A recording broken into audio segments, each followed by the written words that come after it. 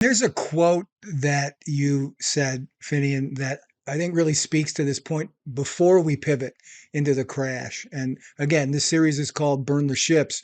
And as you've talked about the things that you accomplished, the things that you were doing, and how people looked up to you, I mean, you didn't just burn one ship.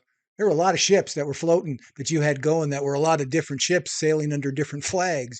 But you did pivot. But you said this about what you were just talking about. You will always have a sense of emptiness when you're looking for fulfillment from outside of yourself, even if what you're looking for is that altruistic thing, right?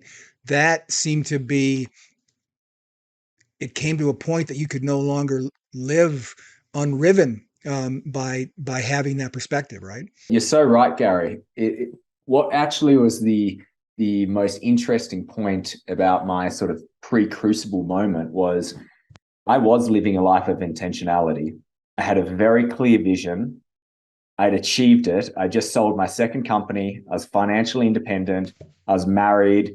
I was moving over to America to live in a ski resort in Beaver Creek, like skiing 100 days a year.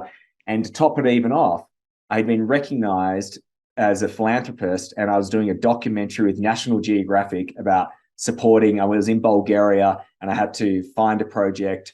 I find out what was wrong, fund it all myself in this beautiful experience, which was really the highlight of my career. And at that exact moment, the illusion was starting to break away because, the illusion. Yeah, I was starting to discover the illusion because I'd already always told myself that when this happens, I'm going to feel fulfilled.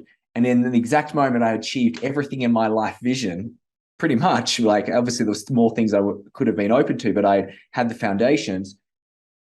It was almost like the lie just suddenly started to surface. I just went, this is a one giant lie. Like this isn't actually working for me.